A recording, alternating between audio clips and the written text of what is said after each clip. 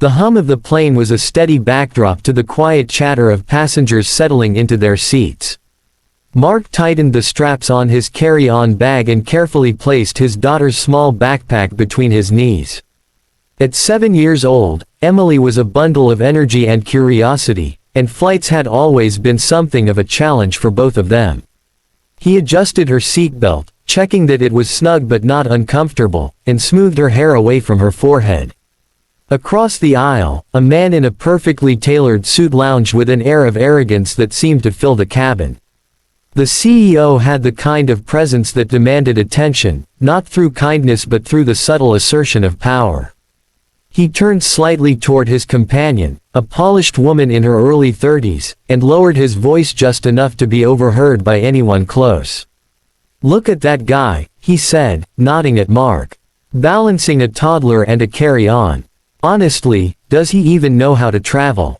Seems amateurish." Mark caught the remark from the corner of his eye but didn't react. Years of practice had taught him how to navigate public spaces without attracting unnecessary attention.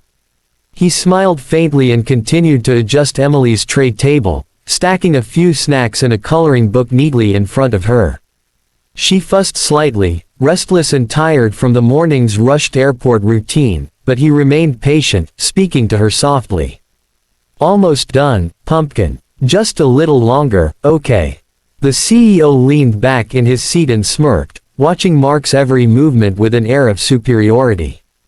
"I don't know how he manages it," he said to his companion. "Single parent, struggling in first class. It's almost pathetic." His laugh was quiet but condescending, a subtle jab that invited the nearby passengers to chuckle along with him. Some did, feeling the social cue to join in, though others shifted uncomfortably, sensing the cruelty of the comment. Mark took a deep breath. He could feel the weight of judgment, the unspoken assumption that because he wasn't wealthy or powerful, he was somehow failing at life. But he had grown used to it. The whispers, the sideways glances, the subtle smirks, it was all part of the invisible armor he had built over the years. His daughter, however, noticed nothing of the social hierarchy around them. She tugged at his sleeve, pointing to the window. "Daddy, look at the clouds. They're moving so fast." He smiled and turned to look outside, letting her excitement guide his focus. "They sure are, Emily. Look how they stretch across the sky, almost like they're racing each other." Her eyes lit up, her small hand pressing against the glass, and for a moment, the criticisms and judgments from across the aisle faded into insignificance. The CEO, however, continued his silent commentary, occasionally letting his smirk become audible. "I don't know how he does it," he muttered again, loud enough for Mark to hear this time. "Juggling all that responsibility, and still expecting to keep it together in first class. Amateur hour." Mark's hands paused for just a second, smoothing the folds of Emily's jacket. He didn't respond verbally. He didn't need to. He knew that proving himself to strangers wasn't part of his life's mission.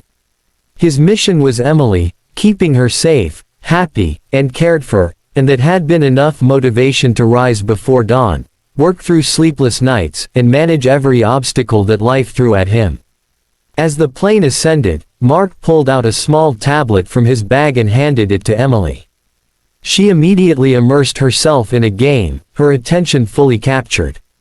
He took a moment to sip the water he had brought, the hum of the plane and the soft whirring of the engines becoming a temporary solace. Around him, the subtle tension from the CEO's judgment lingered in the air, but he let it wash over him like background noise. Other passengers occasionally glanced over. Some shot sympathetic smiles in Mark's direction, sensing the unfair scrutiny.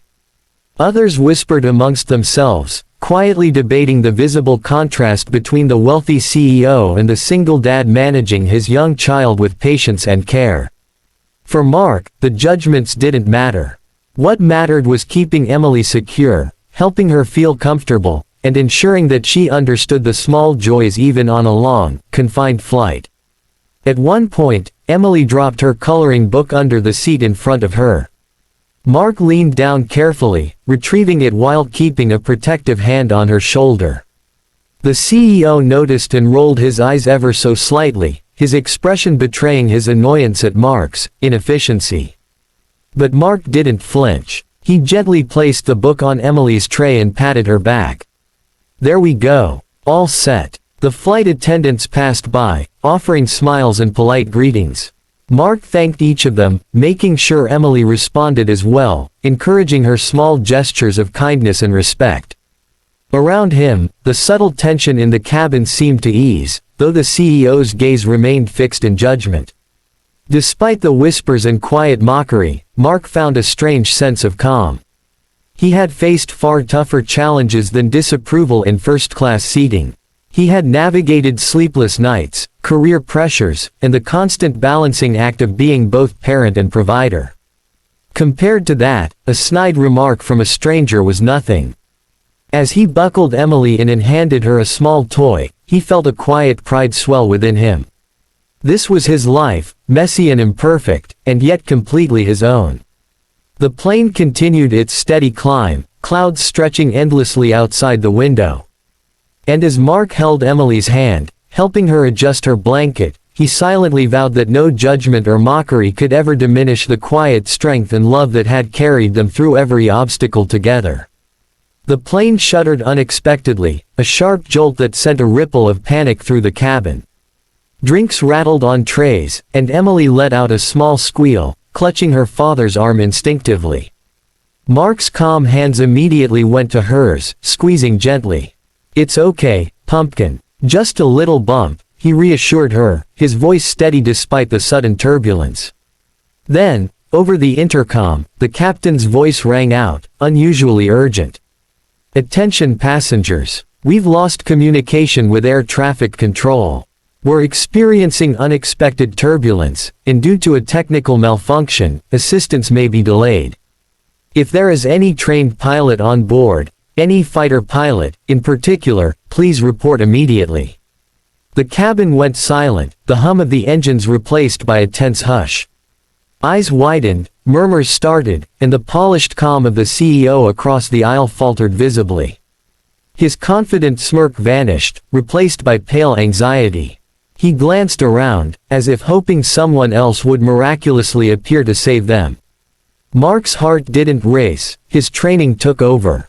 Years in the Air Force had instilled in him an instinctive clarity in moments of crisis.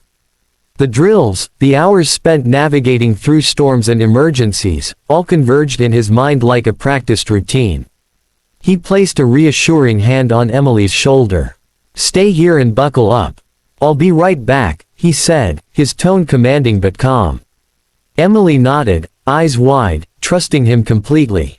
He stood and walked purposefully toward the cockpit, moving with the quiet confidence of someone who had been in situations far more dangerous than this. Other passengers stared, a mix of awe and disbelief written on their faces. The CEO followed with his eyes, jaw tight, feeling the familiar discomfort of powerlessness. He had always believed that wealth and status could solve anything. Now, he saw a man with no corporate title, no luxury, simply experience and skill, taking charge of a crisis that his money could never fix. Mark reached the cockpit door and knocked firmly. "Captain, I'm a former Air Force pilot. I can assist," he announced. The captain's relieved voice came through immediately. "Thank God. Please come in. We need all the help we can get." Inside, the cockpit was tense. Alarms blared faintly, indicators flickered, and the turbulence rocked the aircraft more violently than before. Mark quickly assessed the situation, scanning the instruments and gauges. The automated systems had failed partially, leaving manual controls as the only viable option. He moved with precision, hands flying over switches, throttle, and yoke, his mind a flurry of calculated actions. Back in the cabin, passengers watched in stunned silence as Mark's silhouette appeared through the cockpit door. Some whispered in disbelief, He's a pilot." One murmured. Others clutched each other, anxiety mixed with hope. Emily's small voice piped up from her seat. "Daddy's going to fix it," she said confidently, and a few passengers smiled through tears. The CEO, meanwhile, remained frozen, pale and shaken. He had mocked Mark earlier, dismissed him, and now watched in helpless astonishment as the man he had ridiculed calmly took control of a life-threatening situation. It was humbling in a way he had never experienced before. Minutes stretched into what felt like hours as Mark guided the plane through turbulence, manually adjusting altitude and heading to regain stability. He spoke calmly to the captain, coordinating actions, checking instruments, and maintaining control over the craft with a level-headed precision that left the crew silently impressed. The passengers could only sit, some praying, some gripping the armrests, all aware that their safety rested entirely in Mark's hands. Through it all, Mark remained composed, his eyes scanning every dial, every readout.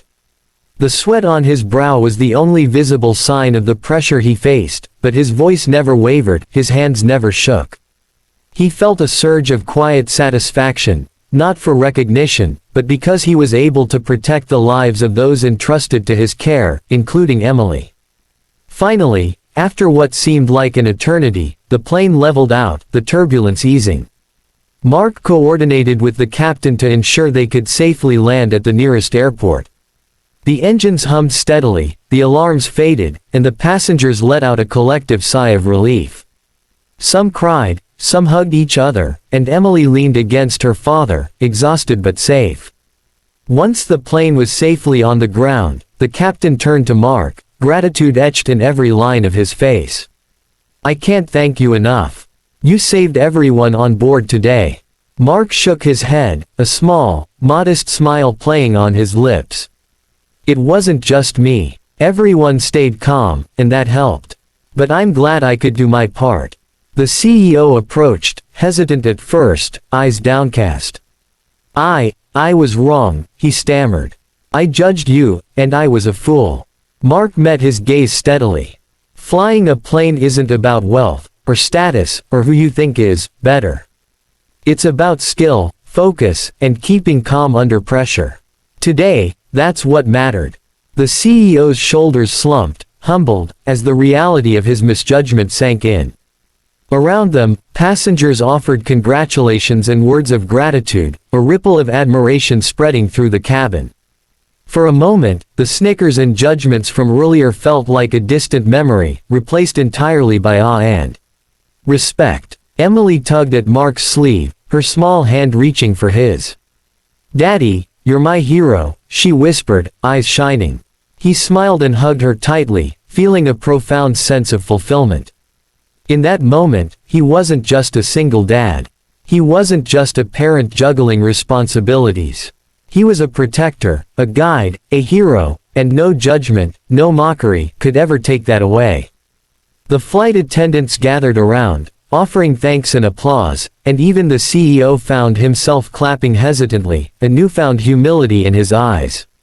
Mark stood quietly, letting the moment pass, knowing that actions speak louder than words. That day, the single dad had not only saved a plane full of people, he had also reminded everyone present of a timeless truth. True strength and courage are measured not by wealth or power, but by character, skill, and the ability to rise to the moment when it matters most.